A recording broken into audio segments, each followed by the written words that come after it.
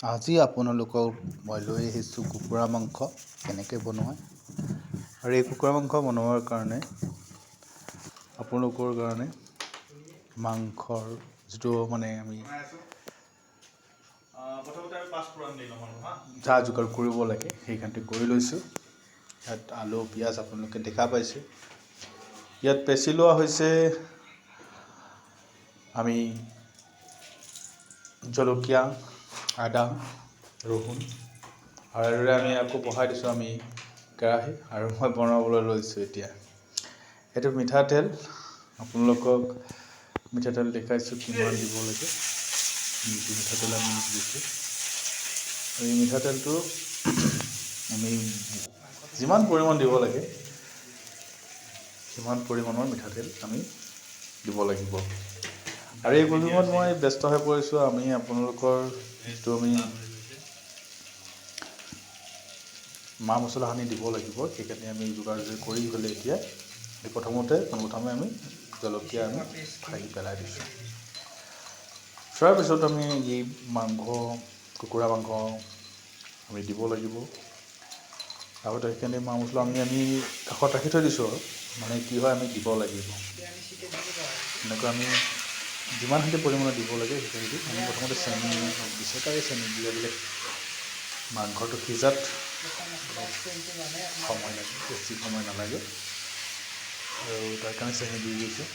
তাত পাঁচফোৰণো আমি ইয়াত দি দিছোঁ আৰু এনেকৈ আমি গোটেইখিনি মছলাই আমি ইয়াত দিয়া হ'ল আৰু দি আমি ইয়াৰ পাছত আমি কোৱাচৰে আমি ইয়াক পেটিয়াই দিব লাগিব দেই। এই কুকুৰা আপোনালোকে দেখা পাইছেনে?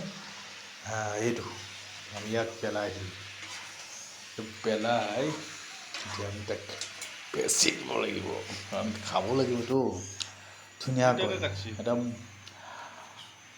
ভাল লগা ইয়াত সুস্বাদু হ'ব লাগিব আৰু সেইকাৰণে আমি তাক ধুনীয়াকৈ আমি গোটেইখিনি মা মছলা তাত গাত লিপত হয় আমি একদম লৰাই দিছোঁ। আৰু এইটো আমি নিমখ যিমান পৰিমাণে আমি নিমখ দিব লাগে আমি সচৰাচৰ লোন বুলি কওঁ, আমি নিমখ দুটা হয় সেইটো দিব লাগিব।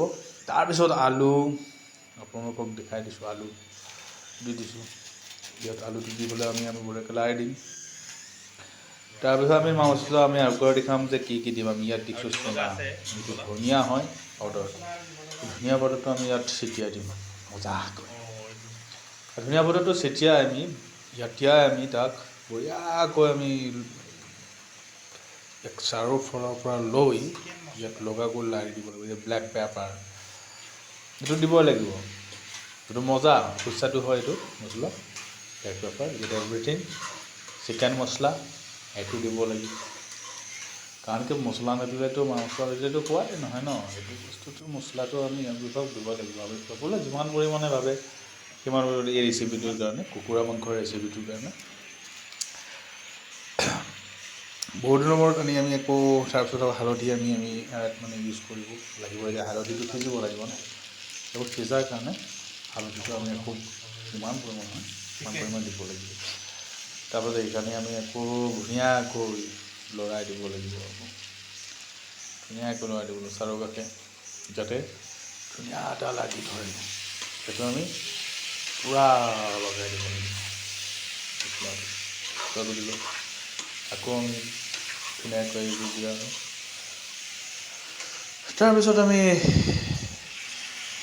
এই মছলাটো আমি ব্যৱহাৰ কৰিছোঁ। আপোনালোকক পেকেটটো দেখাইছোঁ। এইটো হ'ল এভৰি গৰম মছলা। গৰম মছলা আপোনালোকে ব্যৱহাৰ কৰিলে গৰম মছলাটো জানেই আপোনালোকে কোনোবা কাৰণে গৰম মছলা নাখায়, তথাপিতো আমি গৰম মছলা যিবিলাক খায় দিব। আৰু নোখোৱাবিলাকে আৰু কি বুলি ক'ম, নোখোৱাবিলাকেতো ক'ব নোৱাৰোঁ ন। নোখোৱাবিলাকক আৰু যেতিয়া দিব পাৰে তেওঁলোকে নোখোৱালেতো নাখায় ন। সেইবোৰ সেনেকৈ আমি পেচি দিলোঁ। আমি বুঢ়াকৈ গোটাই লৰাই দিলোঁ। সেইকাৰণে আমি ধুনীয়াকৈ আকৌ